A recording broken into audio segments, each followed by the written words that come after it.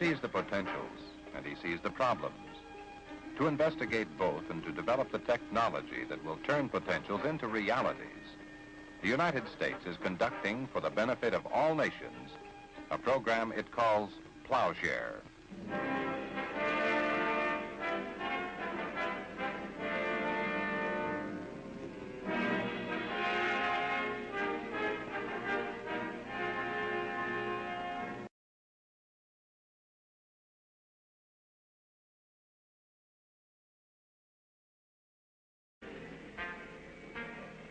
The 100-kiloton nuclear explosion excavated more than 6 million cubic yards of earth in a matter of seconds.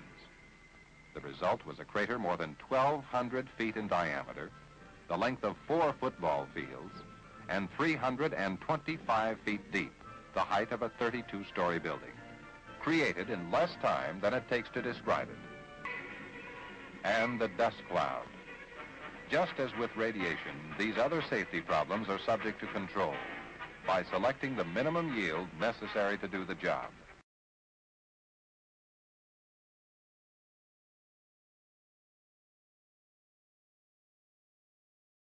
For these immense projects, in areas that are relatively isolated and underdeveloped, nuclear excavation offers the potential for providing the practical, economical means.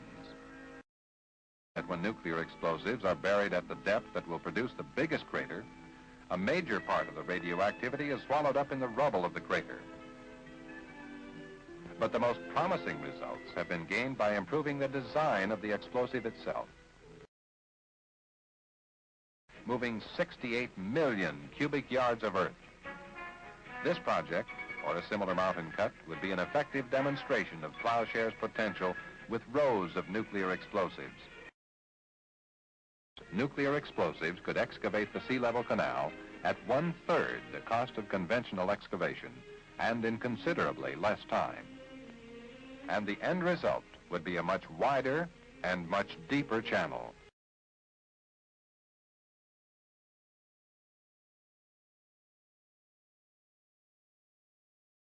One-tenth kiloton explosive was buried 90 feet deep in hard rock. When the explosive was detonated, the velocity of the rock movement was not enough to form a crater at all, but instead a mound of broken material. Not a crater, yet still valuable nevertheless in developing crater technology and mechanics.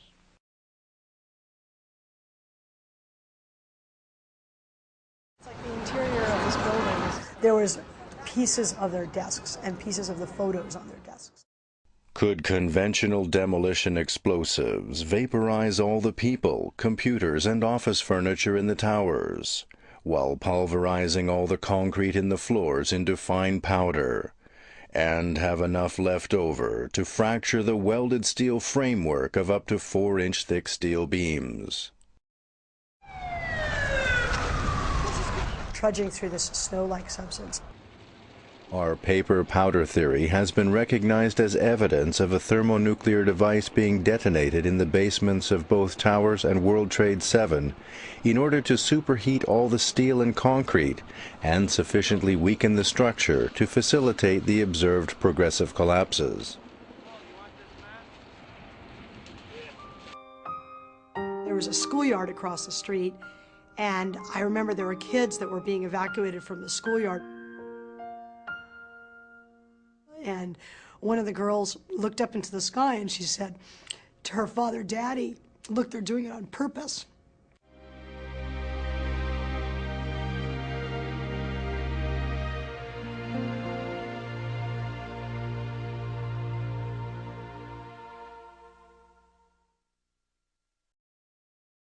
Let's quickly review the 3 main events in order for World Trade Center 2, World Trade Center 1, and World Trade Center 7.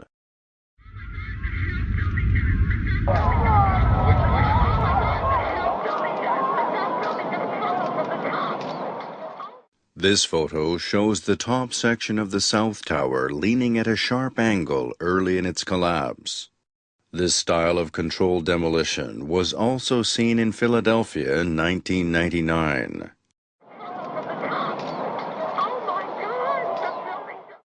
Instead of the top section falling into the street in one piece in accordance with Newton's 3 laws of motion,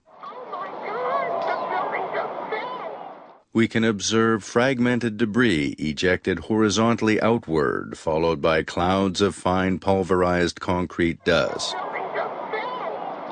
The observed South Tower pre-collapse detonation sequence indicates numerous explosions accompanied by dust clouds rising hundreds of feet from the base of the towers.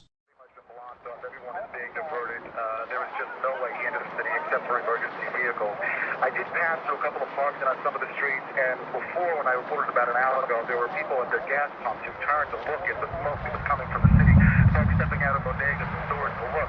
Now people are gathering in large groups. In fact, in one corner, I saw a group of people actually holding hands and praying. As I stand on the Manhattan Street, which is closed, it is open to pedestrian traffic. Some people are walking across, but there's just no way for them to, as I look out, something happens. I can't.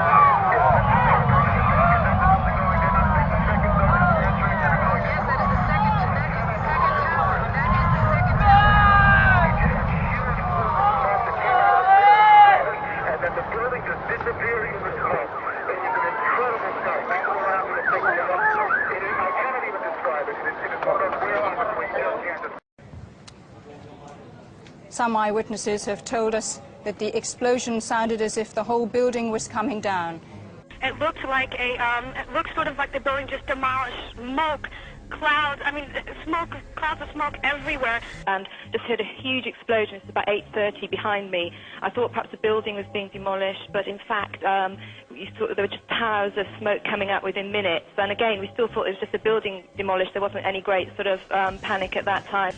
And of course, this has been the nightmare, Katie, for national security officials for a long time. We talk about nuclear bombs and those kinds of exchanges or invasions, but everyone has been terribly worried about the suitcase-sized bomb of some kind or an... There was a sort of a panic run by the rest of the commuters, and then there was a huge explosion, and as we sort of rushed out of the building, we saw what looked like a ticker tape parade. Papers and streamers flowing everywhere. It just looked so surreal, but then the sheer fear and, I guess, the panic of the situation, but most of us just ran to side corridors and stuff like that outside on the street, and then moments later there was another explosion. And just heard a huge explosion. It's about 8:30 behind me. I thought perhaps the building was being demolished, but in fact, you saw there were just towers of smoke coming out within minutes. And again, we still thought it was just a building demolished. There wasn't any great sort of panic at that time. And then you saw flames raging through the building, and then approximately sort of 15, 20 minutes later, a plane flew down right above us, so very, very close to our heads, and smashed right into the other tower. A massive explosion, and people screaming and sort of panic. There wasn't even many fire ambulances and things like that on the street. It all happened so quickly. Close to the base of that building, trying to evacuate people, and when a building of that size falls, it does not fall on its own footprint. No, absolutely. And what we cannot tell you is if there was a second explosion that caused that collapse, or if it was simply... That's the first one. That's the South Tower collapsing.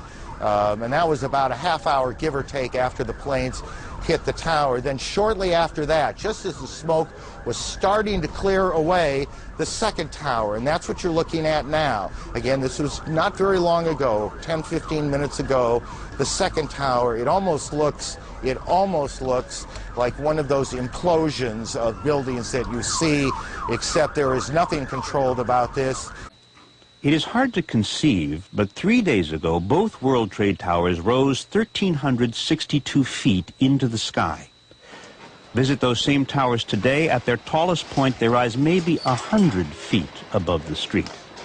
And while it's true there are 6 floors below street level, now filled with debris, engineers at the firm that built the building's best guess to account for the missing 1,200 feet of material from each tower is that large portions simply vaporized into the dust that rained down on New Yorkers immediately after the collapse. It was that powerful. Get out of here! We're talking here about 43,600 windows, 600,000 square feet of glass, 200,000 tons of structural steel, 5 million square feet of gypsum, 6 acres of marble, and 425,000 cubic yards of concrete, turned in good part into a cloud, says environmental medical doctor Stephen Levin. I was astonished at the degree to which solid materials were turned into pulverized dust as a consequence of that building collapse. I think it was striking. The Environmental Protection Agency has been sampling the dust, and one specialist told ABC they believe the clouds that appeared immediately after the collapse were mostly gypsum dust from drywall, cement dust, and plaster, which can cause problems. Cement dust is an irritant. Fine glass powder is also an irritating material. The EPA did find spotty levels of asbestos. A sample on a police car turned out dangerous. Another sample a couple of blocks away, not dangerous. But most interesting, in the mix, they are looking, they think, at specks of steel that used to be beams and elevators, marble from the lobby floor and facings. So what were once the strongest architectural elements in the two towers were pulverized. Large portions turned into clouds like this one. Still, there is this mystery. If some of the hardest materials were vaporized, how to account for the presence everywhere of paper, fully intact letters, business forms, stationery. Paper is so fragile and combustible, and yet somehow, maybe because we have so much of it, it was everywhere. Robert Krulwich, ABC News, New York. Ground zero itself. Now let us turn to the state of the economy, both specific and general.